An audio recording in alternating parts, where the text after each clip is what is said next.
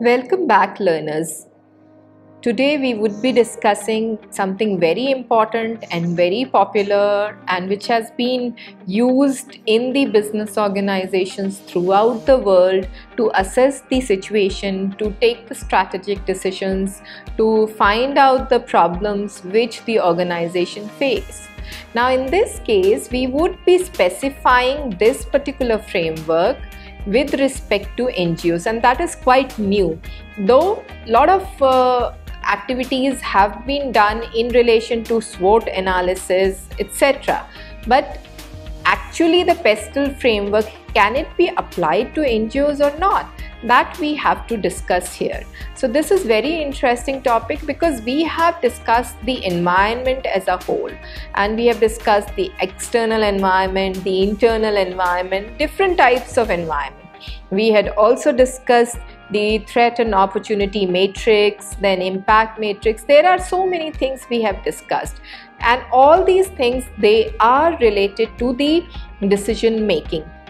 So in this module, what we'll do is we'll discuss a very important topic which is known as PESTLE framework, and this is very important topic. And this is a strategic decision making topic, and this is very important for organization, especially for NGOs. Now in this case, we will discuss what exactly is PESTLE framework, why do we need the PESTLE framework, what are the issues related to the PESTLE framework, and what are the components of the PESTLE framework. And at the end, we'll do a kind of a small PESTLE analysis on an NGO, which has already been done actually, and I'll just share the screen recording of the same.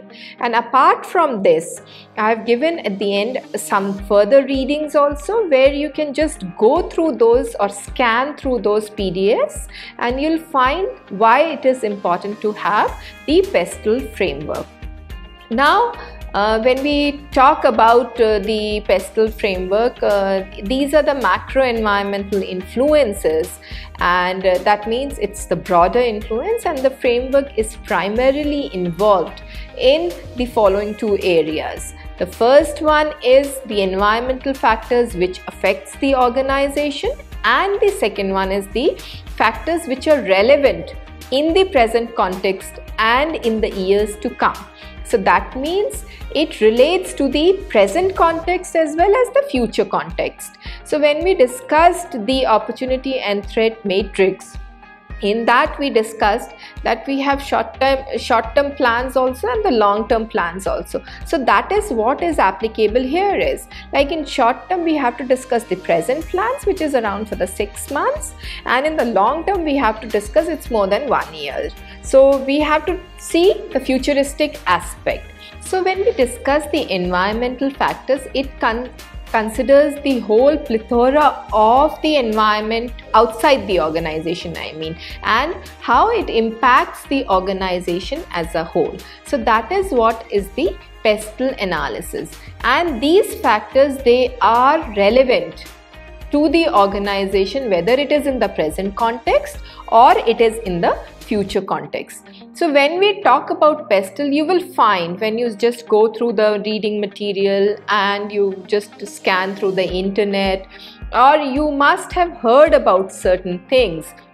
We have PESTLE, like it is spelled as PESTEL or PESTLE analysis. So it can be anything. Earlier it was known as PEST analysis, PEST, and the environmental and the legal factors were inbuilt in the PEST analysis. But now they have the experts, the researchers, they have extended it to a broader framework, and now we call it as PESTLE. So it can be TEL, it can be LE, whatever you wish to take, that is up to you. So it doesn't make much difference in that.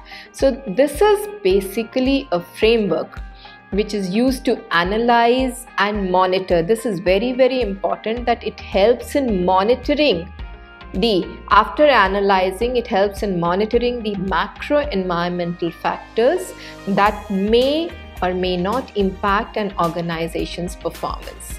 Now in this case, one has to find out there are certain environmental factors which initially may not have a major impact on the organization's performance, but at a later stage they may have an impact. So that is why it is important, after analyzing, it is very, very important to monitor also. So that means you get the feedback and you can evaluate how the organization is performing. So that is why we need PESTEL analysis. PESTEL is useful for startups. Usually it is for the beginners, or it is usually good for the organizations which are budding organizations, like for budding NGOs, for growing NGOs, or the NGOs who want to go from national to international level. So for those, this PESTEL analysis would be very, very beneficial. So in corporate terms, we say that it is useful for startups and organizations who are entering into a foreign market. But in case of NGOs, we can say that for the beginners, the NGOs who are just starting up or who are just the budding NGOs, and the NGOs who want to become international NGOs. So usually this is used in collaboration with other analytical business tools, as I described earlier also, the SWOT analysis and the Porter's 5 forces model. Now these two models, they complete. PESTEL analysis is a complement, or it complements the SWOT analysis and Porter 5 forces model. Actually, it does not, the SWOT analysis and Porter's 5 forces model does not exist independently, and PESTEL is one of the most important complementary ingredient or complementary component for doing the SWOT analysis and Porter's 5 forces model. Now, when we talk about the PESTEL analysis or the PEST analysis, because at the end of the session we would be doing the PEST analysis basically, instead of taking the legal and environmental factors together. It's an acronym. When we describe this acronym, the PESTEL, P means political, E means economic, S means social. Actually it was described as social, but now in the present context, they are describing it as socio-cultural. So more factors have been incorporated in social aspect, which we'll discuss it after a couple of slides. Then it is technological. T is technological factor, L is legal factor, and E is the environmental factor. So the framework has been modified by various experts depending on the researches they have done, depending on the needs of the organization for which they were doing the PESTEL analysis, and they have used various factors. They have added on the various factors, as I was discussing in socio-cultural factors. They have used factors like demographics, and they have used factors like intercultural, ethical and ecological factors, and they have named it as steepled. It can be like social, technological, economic, environmental, political, then legal, then environmental, like ethical, D for demographic. So in this case, D-STEP, SLEPT. So all these kinds of acronyms, depending on the researches they have done, so they are all similar in nature. They are a part of PESTEL only, so you must not confuse with these names. So in case if you want to search the internet, or you just want to go through different ideas about PESTEL, or you want to learn more about PESTEL, then you may come across these words or these acronyms. So you should not be baffled with these acronyms. It is a part of PESTEL only, and actually it is a PESTEL only. Only thing is, it has been elaborated more. Like ecological, ethical factors has been included in it, demographic factor has been included in it, intercultural factor has been inbuilt in the acronym itself, although it is a part of PESTEL analysis. So depending on the ease, depending on the nature of the research done, depending on the organization, these acronyms are interchangeably used. But for our convenience and for a broader outlook and for more acceptable acronym, PESTEL is the most sought after acronym. So the basic concept of all remains the same in this case. Now we will discuss one by one all the factors, and then we'll see the grid which is required for doing the pestle analysis, and then we'll see a small couple of minutes screen reading where a pestle analysis for an NGO has been done. You can always go to the internet and or you can search, or you can scan through the Google or any of the search engines, and you will find lot of material related to the pestle analysis, and basically it is related to the corporate organizations or the business organization, but you can easily apply it to the NGOs also. So it can be an activity for you that you can do a pestle analysis for an NGO which you know or which you wish to know. You just read the published material based on that, and then you can perform the pestle analysis. That is a beautiful way to learn what is pestle analysis, and that is a practical way to learn what is pestle analysis, and we will discuss that particular part later in the session. Now if you see this chart, you can see I have made a small chart where I have categorized each of the factors as per the acronym. Like for political, I have described, I have just mentioned in brief the factors which are associated to the political factors of pestle analysis. Then we have economic factors, then we have social factors or socio-cultural factors, then we have technological factors, and then we have legal factors and the environmental factors. Now this is a brief chart which helps you to learn what are the basic criteria on which the pestle analysis is based, and what are the parameters which needs to be considered while doing the pestle analysis for any kind of an organization, whether it is a profit-making organization or not for profit-making organization.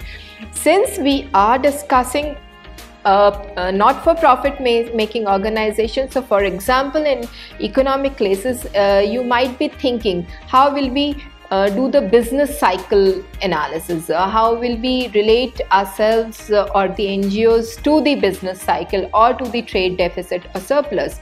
That can easily be applied to the organizations or the NGOs which has transformed themselves into a company and which are not for profit making companies. So in that case they require the business cycles also. So that means each and every parameter related to the pestle analysis is applicable to NGOs. It is as good as for business organizations and for NGOs both simultaneously. So there is no difference, but only thing is the concept changes.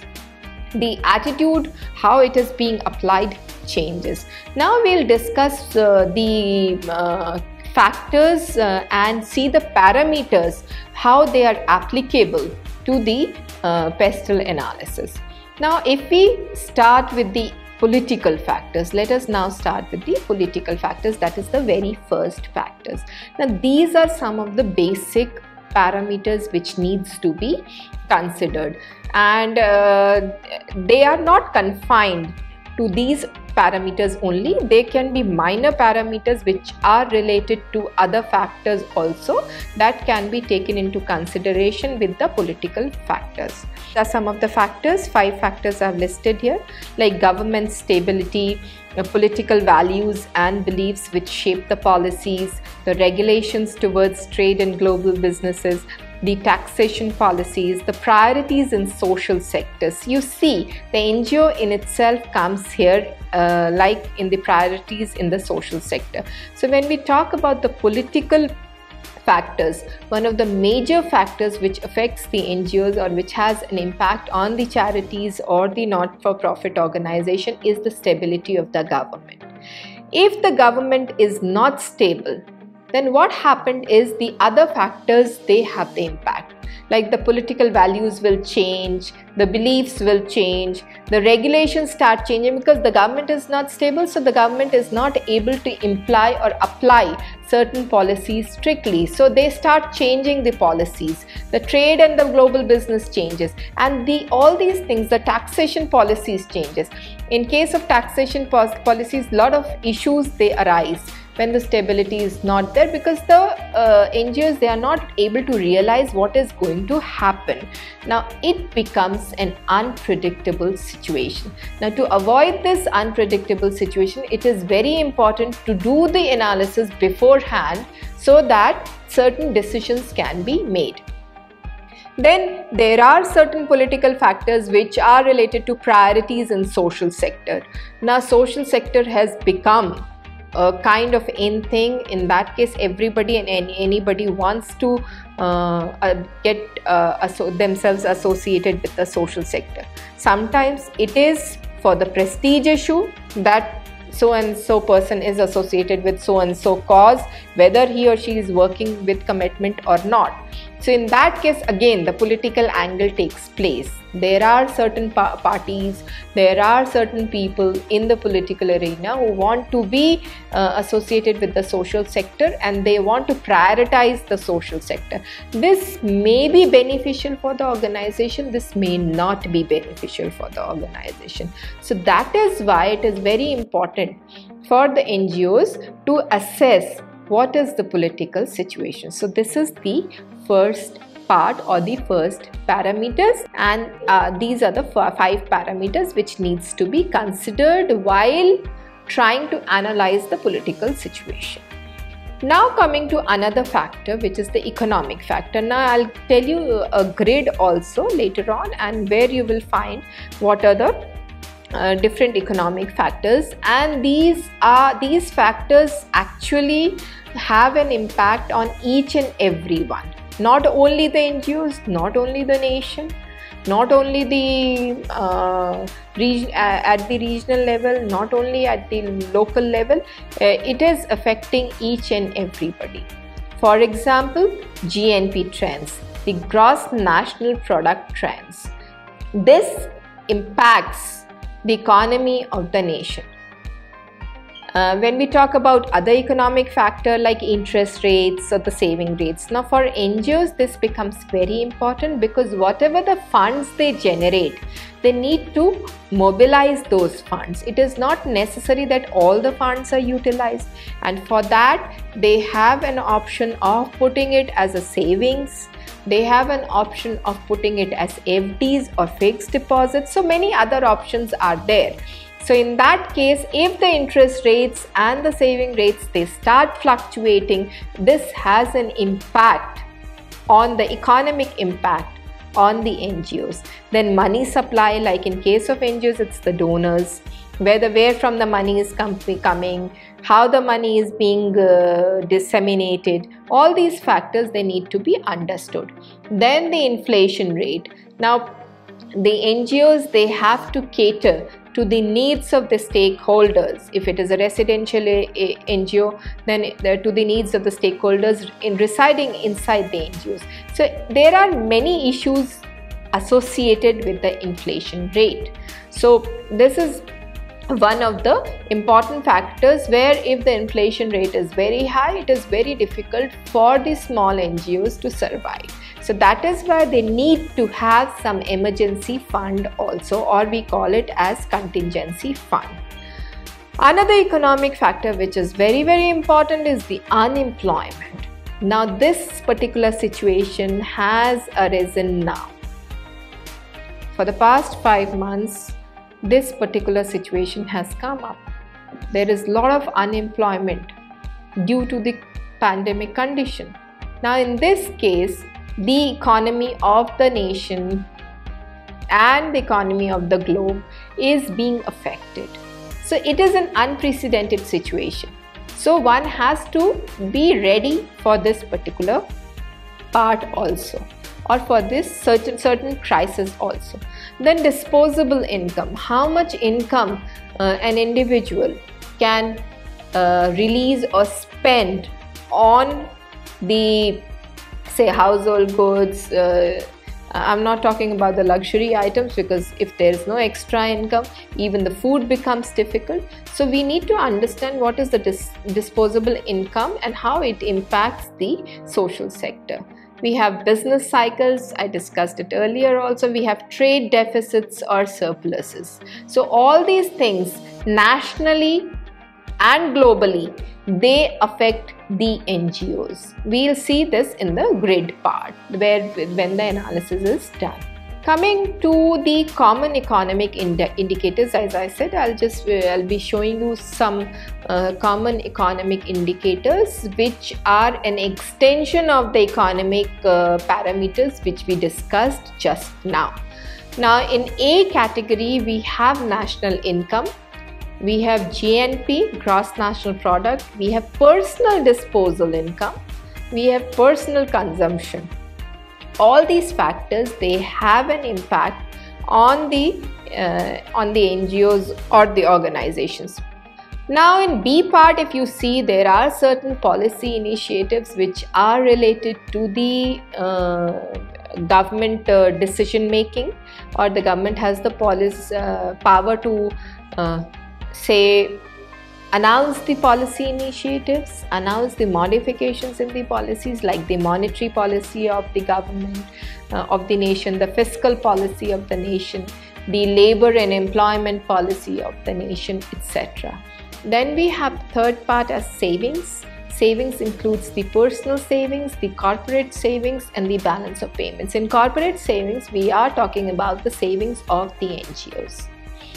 Then we have the fourth parameter, which is the foreign sector. It is the international economic level, where we have exchange rates, we have economic values related to the exports and imports. Now coming to the other part, the fifth one is the industry.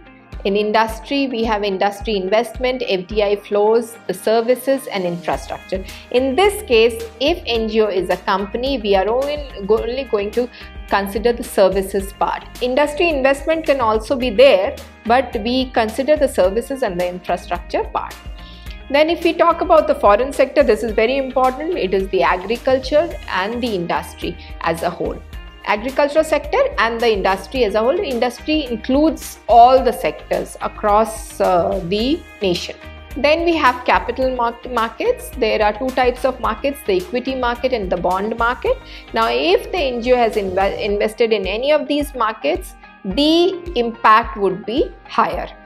Then we have the last parameter as the prices, wages, the productivity, the inflation and the labor productivity. This is basically related to the social sector or the underprivileged sector also, apart from the employees who are a part of an organization or who are on the contractual basis.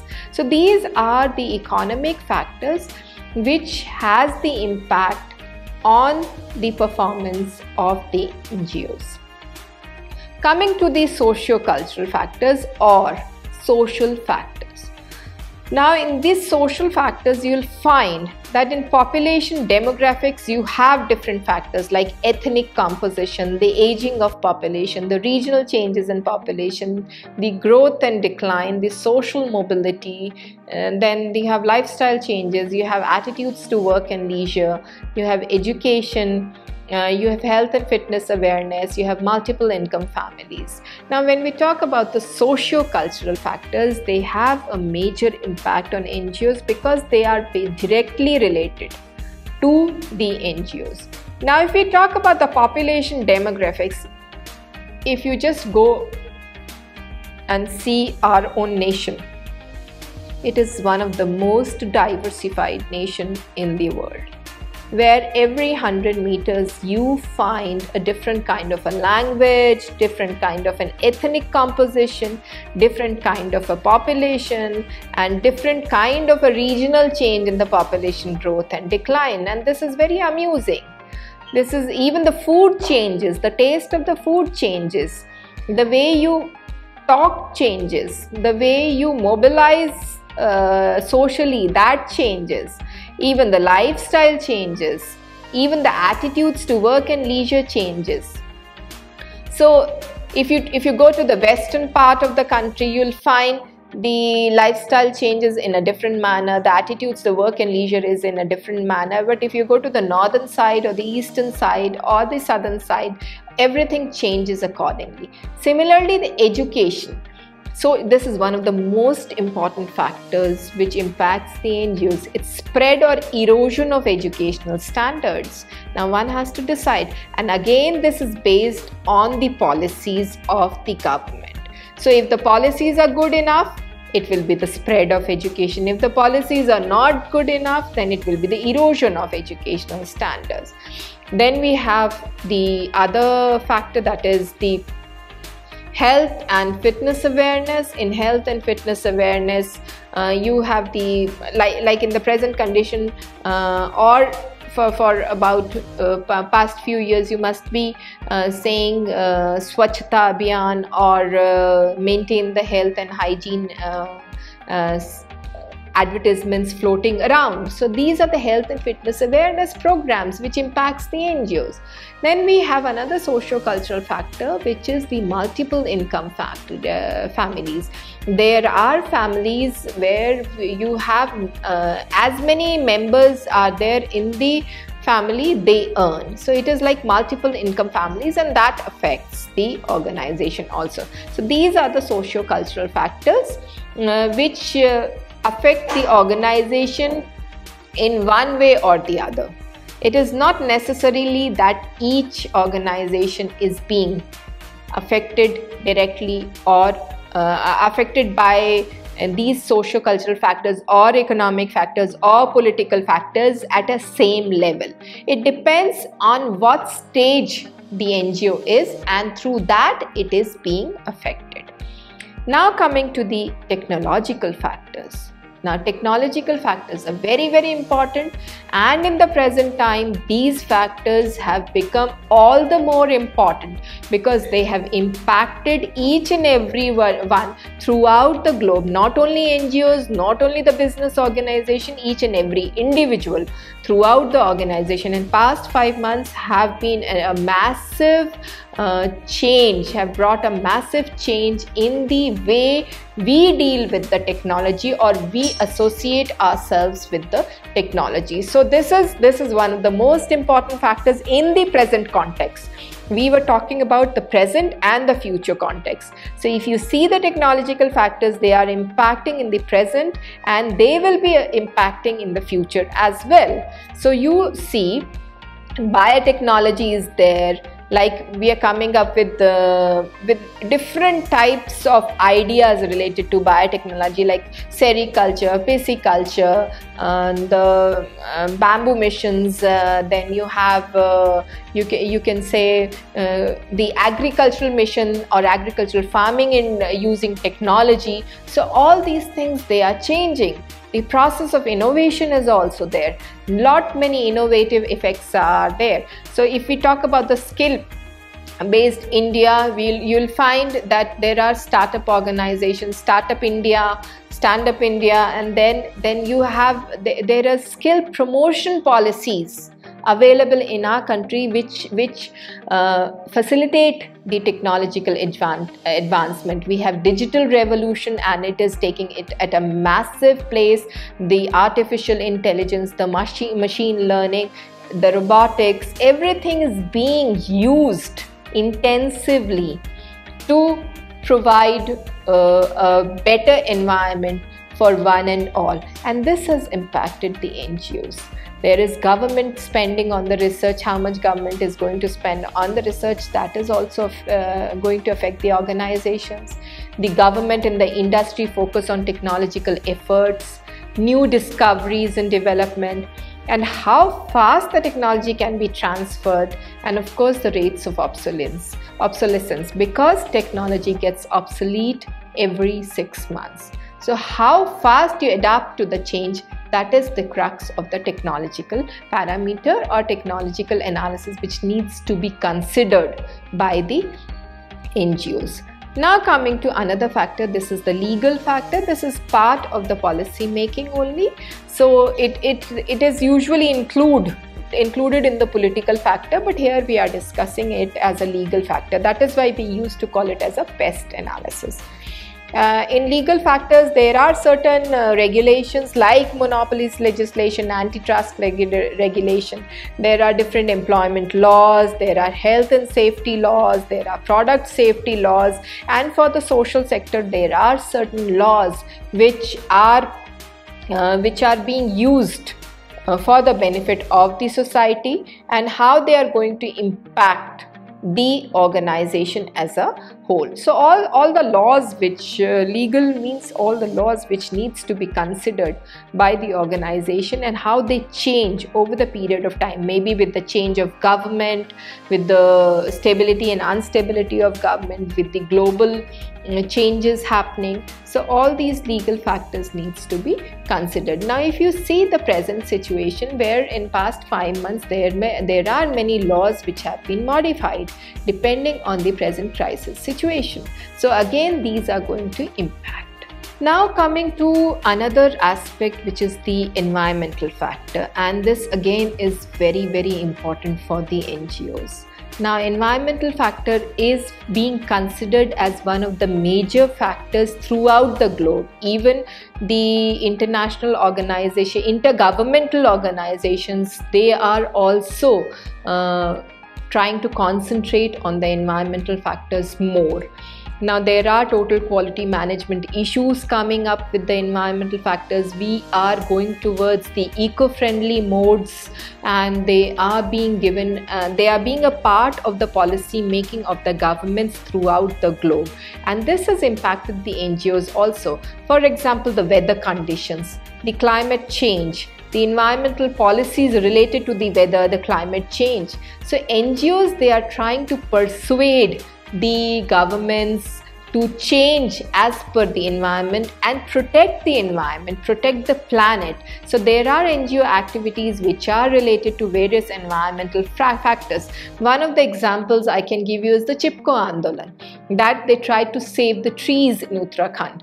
Then you have Narmada Bachao Andolan. This is again a kind of a movement to save the environment. So there are different kinds of environmental activities which are being done by NGOs throughout the country, throughout the globe, to protect the environment, to protect the planet. So this is the whole concept of pestle analysis. Now, how to do it? So this is very important. You see the grid. If you see the grid, the pestle analysis, all the factors are there. The political, the economic, the social, cultural, technological, legal, environmental. But on the y-axis, if you see on the horizontal, the vertical side, if you see, there are 3 parameters which needs to be considered to do the pestle analysis. The first parameter is the local parameter which needs to be considered. So what the NGOs need to do is, first they should do the pestle analysis at the local level, then the pestle analysis at the national level, then the pestle analysis at the global or the international level. Now, for example, if you want to do the local pestle analysis for political environment, so then there are panchayats, there are local bodies which needs to be considered, and how they perform, that is going to have an impact. If they are not allowed, if the NGOs are not allowed to work in particular locality because of the society prevailing, the societal norms prevailing there, so in that case it becomes difficult for the NGOs to function in that particular locality. So this is the local example. At the national level, it is the governmental policies. At the global level, it is the international political policies which impact the organization. So similarly, for each parameter or each factor, local, national and global, you can perform the pestle analysis individually. Now we'll just take an example and see how the pestle analysis or the pest, where the legal and environmental factors are inbuilt within the pest part, and it is done. So we had earlier discussed an organization, a very big NGO. It is an international NGO now, and that is CRY, and the pest analysis has been done for that organization. We'll just go through it. It's just a scanning. You can do the analysis on your own also, reading the published material, and in case you are working in an NGO, you can do the pestle analysis for your own NGO in which you are working. Now, if you see this pestle analysis, you'll find that the political factors, the economic factors, the socio-cultural factors have been discussed, and technological factors. Only 4 factors have been discussed, and the legal and the environmental factors have been inbuilt in it. Now, if you just go through the next slide in this screen recording, you will find that the political, which is inclusive of legal, can you just see it? It is inclusive of legal, and so they have all the taxation laws, all the political factors which have been considered and which may have an impact on CRY, on that organization, like product quality, like you have government expressions, the interest, then you have employment laws. All these things, they have been considered. Now, if you see the economic aspect, in economic aspect, you will find the developmental activities, the trade part, the balance of payments, the government spending, which has an impact on NGOs. If you see the socio-cultural aspect, as we discussed, there are the lifestyle changes or the living standards or living conditions. Then there are different activities or attitudes of taking care of themselves, the empowerment issues, all these things, they are considered under the socio-cultural factors. Now, if you take the technological aspects, it is the changing technologies, like changes in how the internet operates, in the modes of technological changes. So all these have been discussed in one slide in that particular for that particular organization. So now, this is just an example. You can just go through the whole website of CRY, and you will find that how they have performed and how they are working using this pest analysis. Now, when we try to just summarize the pestle analysis, we can say that it is used for planning or decision making which is related to entire project or the initiative, and it can be used to focus on specific stages or components of a project, and it can be applied to large or small projects which has to be significant, and it complements the SWOT analysis. Now, for further reading, I've just given you a website of UNICEF which talks about SWOT analysis, which talks about the pestle, and it tries to explain you how the external and internal context is used for better planning and decision making. So it is a very beautiful document. If you just can go through this document, it will provide you a further information regarding the pestle analysis. And of course, in another section we are going to discuss the SWOT analysis also. So for that also, this would be very useful. Thank you so much.